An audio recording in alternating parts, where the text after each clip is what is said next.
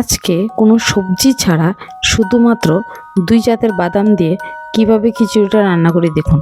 প্রথমে বাদামটা ভেজে নিলাম, মুগ ডালটা ভেজে নিলাম।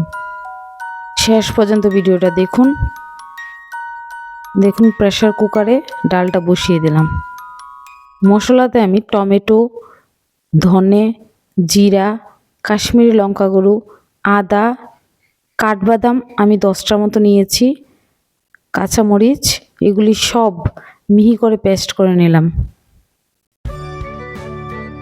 আমি এখানে খাসার চাল ব্যবহার করেছি।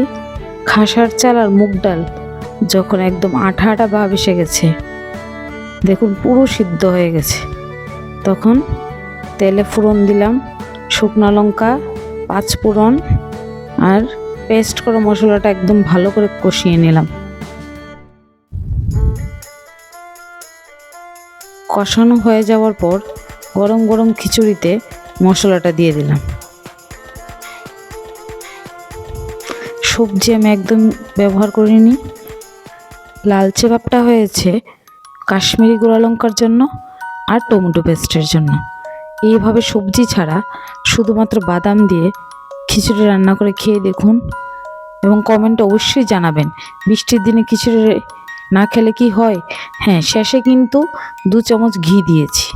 ঘি দিলে কিন্তু খিচুড়ির স্বাদ ডাবল হয়ে যায়। বৃষ্টির দিনে অবশ্যই আপনারা এভাবে খিচুড়ি রান্না করবেন এবং আমাকে কমেন্ট বক্সে অবশ্যই জানাবেন কেমন লেগেছে রেসিপিটা। আচ্ছা, ডালের বড়া আর ডিমের অমলেটটা কিন্তু আমার ভাইয়ের বউ করেছে।